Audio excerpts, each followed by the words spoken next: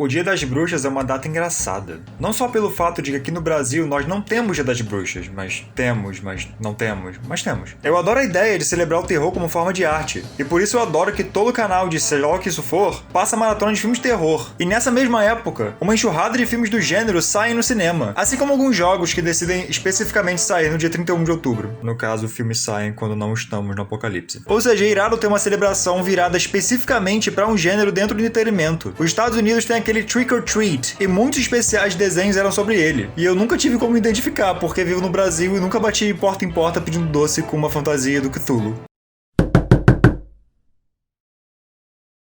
Gostosuras ou travessuras? É engraçado de pensar que essa parte praticamente principal do Halloween na gringa é feito pra crianças, que é um público muito jovem pra ter ideia de que fantasias são essas. Ou seja, crianças vão se vestir de Jason sem saber que o Jason decidiu passar a imortalidade dele matando adolescentes que transam. Então, essencialmente, mesmo pessoas que não conhecem terror estão celebrando a existência de vampiros, lobisomens, zumbis e tudo mais relacionado ao terror, o que é bem legal. Agora eu vou passar pra um assunto que parece que não tem nada a ver com nada, mas já eu chego no ponto, ok? Em 1983, saiu no Japão o Famicom, ou Nintendinho por essas bandas, que revolucionou pra sempre o videogame, e foi o ponto de partida pra forma como vemos o entretenimento virtual hoje em dia. Às vezes me pergunto se é uma boa ideia. Em 85 saiu o Mario, e ele foi... Mario. Eu acho que não preciso dizer o quão importante foi essa jossa. Em 86 saiu Castlevania, pegando as lições de game design que Mario ensinou, mas levando pra uma outra direção. Enquanto o Mario era super divertido e legal e uau, e eu sou muito ruim em Mario, Castlevania era super dark e sombrio.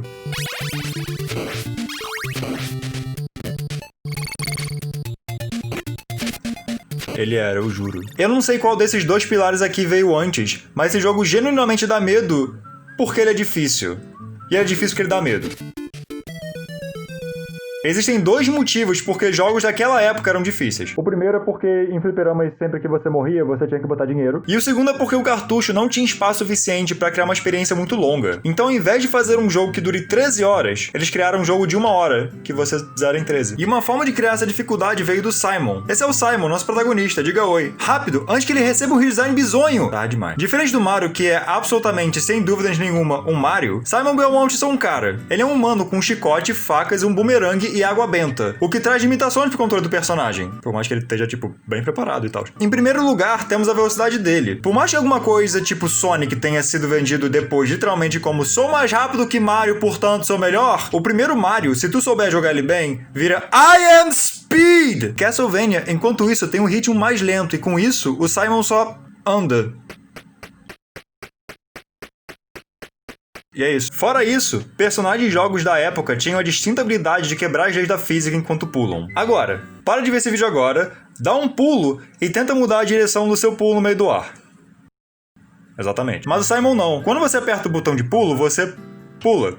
Você pula numa única direção e é isso. Personagens da época também tinham reflexos sobre-humanos, ao ponto de erguer a mão e apontar uma arma em um frame. De novo, Simon não. Ele precisa de um mini tempinho pra preparar o chicote e aí sim atacar. Eu ia falar pra você preparar um chicote, mas eu acho que você não tem um em casa. Simon é só um cara treinado, mas só um cara. E isso ajuda na sensação do medo, porque essas limitações no controle do personagem em relação a outros jogos dos anos 80 forçavam você a jogar Castlevania de uma forma diferente de como você joga Mega Man, por exemplo. Mais lento, mais calmo, parando a cada segundo e avançando só quando você se sente seguro de continuar o jogo. É mais ou menos tipo Dark Souls! Pra contrastar a humanidade e fraqueza do Simon, nós precisamos de inimigos inumanos. Então, Simon luta contra monstros. Monstros clássicos do terror clássico, com ênfase maior nos popularizados por filmes de monstro universal. Múmias, Frankenstein, o bagulho todo.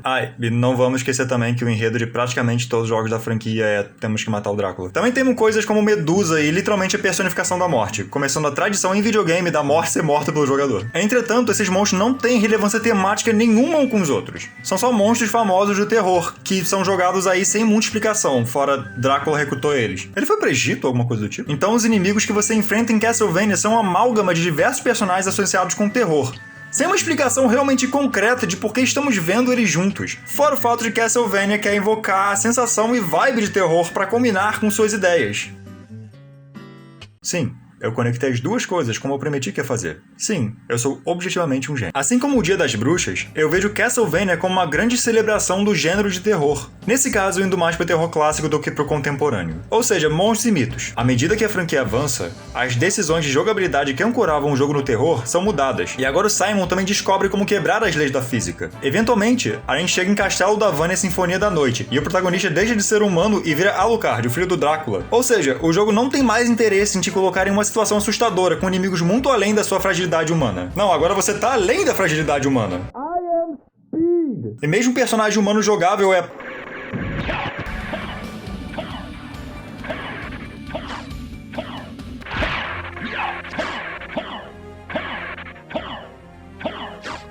então é levemente menos humano que os humanos. Mas ainda assim, a franquia continuou utilizando o tema de terror, já que já estavam estabelecidos. O hardware mais avançado dos consoles que seguiram permitiu que o estilo de arte e quantidade de detalhes dos Castlevanias que se seguiram fossem melhores, assim como a qualidade do som, o que significa que saímos desse laranja com trilha sonora animada pra alguma coisa mais tipo...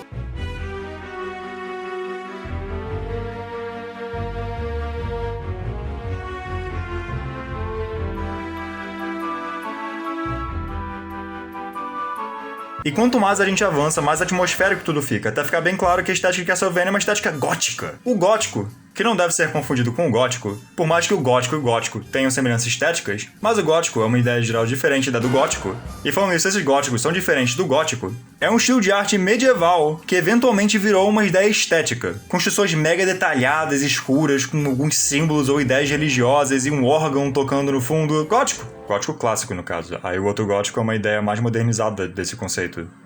E esse gótico eu não joguei. Drácula é um personagem e livro dentro da ficção gótica, da mesma forma que vampiros também são atribuídos ao gótico. Foi na Idade Média que vampiros surgiram como uma lenda, assim como, 90% das lendas europeias, eu acho. Enfim, esses monstros visuais pertencem ao estilo gótico, que é o estilo que Castlevania faz uso do início ao fim da linha temporal tradicional. Até mesmo nos jogos que passariam depois do período da estética gótica. O gótico é praticamente ligado de forma direta com o terror clássico. Então, com isso, as ideias visuais e temáticas dos jogos se combinam. Obviamente, é importante dizer que nem tudo que é gótico é necessariamente terror. Tanto que terror gótico é um subgênero da ficção gótica em geral. Mas Castlevania faz uso de tantos elementos dele que eu não consigo olhar pra ele como qualquer outro gênero que não seja terror gótico. Por mais que não seja terror, se isso faz algum sentido. Castlevania não é uma franquia de terror. Depois do Nintendinho, isso não é mais a intenção da franquia. Ela é, entretanto, uma franquia que traz a ideia do terror como um estilo visual e estético. Gráficos, música, tipos de monstro, atmosfera, temas, tudo está aí como uma espécie de homenagem ao terror, sem realmente ser terror. E é legal pra cacete. Dá a Castlevania uma identidade própria ao pegar a identidade de um gênero que não tem nada a ver com ele. Isso quase que retroativamente também. Porque Bloody Tears, música do segundo Castlevania lá do Nintendinho, funciona bem melhor quando tocado num órgão. Eu pediria pra você tentar tocar pra ver, mas eu acho que você não tem um órgão jogado em casa. A não ser que você seja uma daquelas pessoas que tem,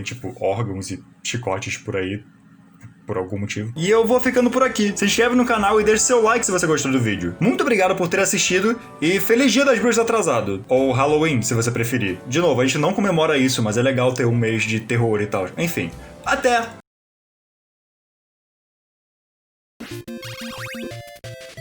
Bye, have a great time!